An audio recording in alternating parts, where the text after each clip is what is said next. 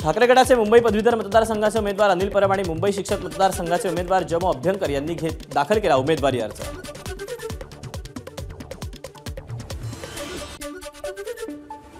राजकारण विरहित शिक्षकांच्या प्रश्नांवर काम करण्यासाठी नाशिक शिक्षक मतदारसंघाची निवडणूक लढवते राजेंद्र विखेंची उमेदवारी अर्ज भरल्यानंतर प्रतिक्रिया।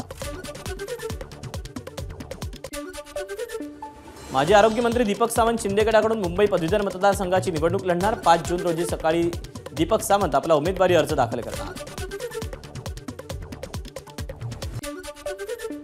मनोज जरांगे यांच्या उपोषणाला अंतरवाली सराटीच्या गावकऱ्यांचाच विरोध। प्रशासनाने उपोषणाला परवानगी देऊ नये ग्रामस्थांचं जिल्हाधिकाऱ्यांना निवेदन।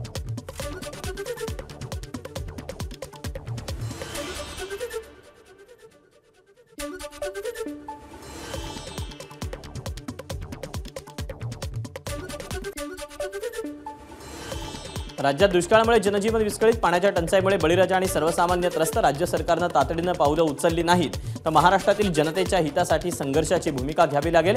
शरद पवारांचा शिंदेंना पत्रातून इशारा।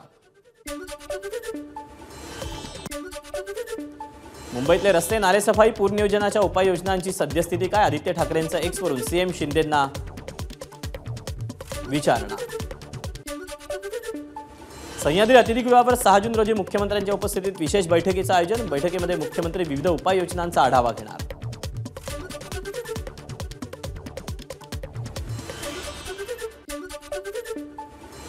मुख्यमंत्री एकनाथ शिंदे यांनी राज्यातील सर्व जिल्हाधिकारी आणि विभागीय आयुक्तांकडून घेतला दुष्काळी परिस्थितीचा आढावा। तातडीने मदत करण्याचे दिले निर्देश।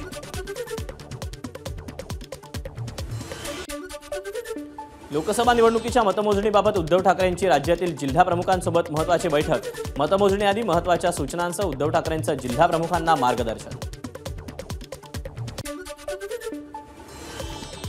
मतमोजणीच्या निकालापूर्वीच अमरावती शहरात झळकले नवनीत राणा यांच्या विजयाचे बॅनर। नवनीत राणा प्रचंड बहुमतांनी विजय झाल्याबद्दल हार्दिक अभिनंदन अशा आशयाचा मजकूरवर बॅनर छापत शहरामध्ये अमरावतीत चर्चांना आलं उधाण। लोकसभा निवडणुकीमध्ये सत्याचा विजय होणार मतदारांचा माझ्यावर विश्वास। ठाणे लोकसभेचे महाविकास आघाडीचे उमेदवार राजन विचारेंची प्रतिक्रिया। रत्नागिरी सिंधुदुर्ग लोकसभा मतदारसंघाचे महायुतीचे उमेदवार नारायण राणे मूळ गावी वरोडे येथे घराच्या देवासमोर नतमस्तक। यावेळी नारायण राणे यांच्या पत्नी नीलम आणि मुलगा आमदार नितेश राणे यांचीही उपस्थिती।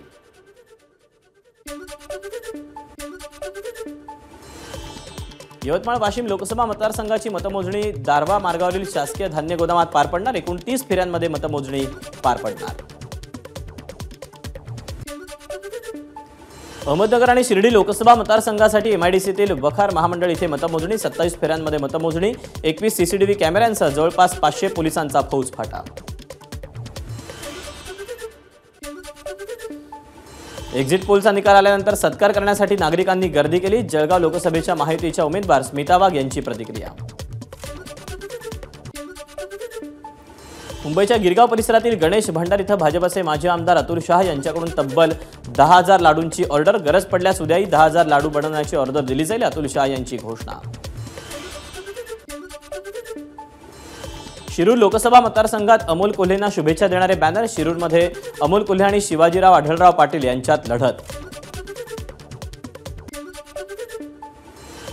निकालाआधीच शिर्डीत झळकले खासदार सुजय विखे पाटलांच्या विजयाचे बॅनर। फिक्स आमदार असा बॅनरवर उल्लेख। शंकरवाडी ते दहिसर चेकनाका इथं सकाळी 6 ते संध्याकाळी 7 वाजेपर्यंत खासगी बसेस आणि अवजड वाहनांना प्रवेश बंदी। मुंबईच्या गोरेगाव नेस्को प्रदर्शन केंद्रातील मतमोजणीच्या पार्श्वभूमीवर निर्णय। शिवडीच्या स्ट्रॉंग रूम बाहेर पोलिसांचा बंदोबस्त। प्रशासनाकडून मतमोजणीची जोरदार तयारी। धुळे लोकसभेच्या मतदानासाठी तयारी पूर्ण। एकूण 120 टेबलवर 17 फेऱ्यांमध्ये मतमोजणी। भंडाऱ्यात 31 फेऱ्यांमध्ये 118 टेबलवर होणार मतमोजणी। 500 पोलिसांसह मतमोजणी कक्षात जवळपास 2000 कर्मचारी कर्तव्यावर। नागपूर लोकसभेची मतमोजणी 120 टेबलवर। नागपूरचे जिल्हाधिकारी आणि निवडणूक निर्णय अधिकारी विपिन इटणकर यांची माहिती। अमरावतीच्या लोकशाही भवनात उद्या 20 फेऱ्यांमध्ये मतमोजणी। महत्त्वाच्या उमेदवारांच्या घरासमोर आणि प्रत्येक चौकात पोलिसांचा बंदोबस्त। कल्याण मतदारसंघासाठी मतमोजणीची तयारी पूर्ण. डोंबिवलीतील सावळाराम क्रीडा संकुलामध्ये उद्या होणार मतमोजणी. 84 टेबलवर होणार मतमोजणी. रत्नागिरी सिंधुदुर्ग लोकसभा मतदारसंघाची मतमोजणी रत्नागिरी MIDCत पार पडणार. पोलिसांचा चोख बंदोबस्त तैनात.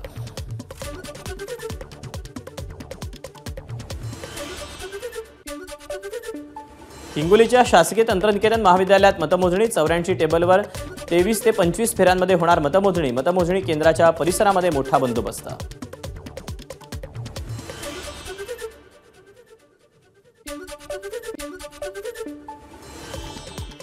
अहमदनगर लोकसभा मतदारसंघाची मतमोजणी MIDC येथील वखार महामंडळात पार पडणार. मतमोजणीसाठी जवळपास 1500 अधिकारी कर्मचाऱ्यांची नियुक्ती, तर मतमोजणी केंद्रावर 600 पोलिसांचा बंदोबस्त.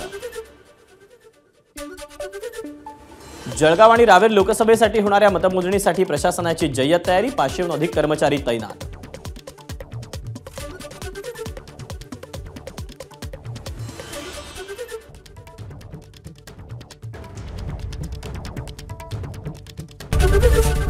ABP माझा, उघडा डोळे बघा नीट.